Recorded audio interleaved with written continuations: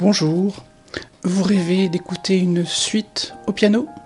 Vous rêvez de vous prélasser dans une suite d'un grand hôtel? Ou bien vous rêvez de gagner au poker grâce à une suite? Non, rien de tout ça. Vous regardez cette vidéo et vous êtes impatient de connaître la suite. Vous savez bien ce qu'est une suite. Une suite, c'est une liste de choses. En maths, on a une petite subtilité supplémentaire. Une suite, c'est une liste infinie de choses. On peut faire des suites avec n'importe quoi.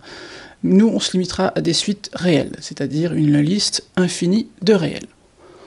On va avoir un peu de vocabulaire et un peu de notation. Alors, quand on parle d'une suite, en général, on annote U indice n avec des parenthèses. Si je fais un parallèle avec les fonctions que vous connaissez déjà, on dirait que c'est l'équivalent d'une fonction f. Parce qu'en fait, une suite, c'est une fonction qui à un entier associe un réel. Et au lieu de noter ce réel f de x, comme quand on le fait pour les fonctions, on va le noter u indice n. Donc, on fait un petit peu de vocabulaire. Ça, le petit n, ça s'appelle l'indice. Vous trouverez aussi la notion de rang, ça veut dire la même chose.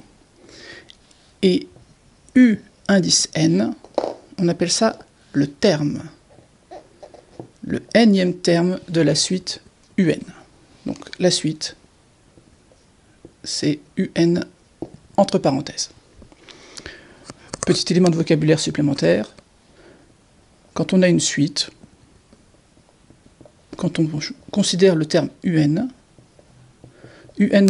c'est le terme précédent, c'est du bon sens, et u indice n plus 1 c'est le terme suivant.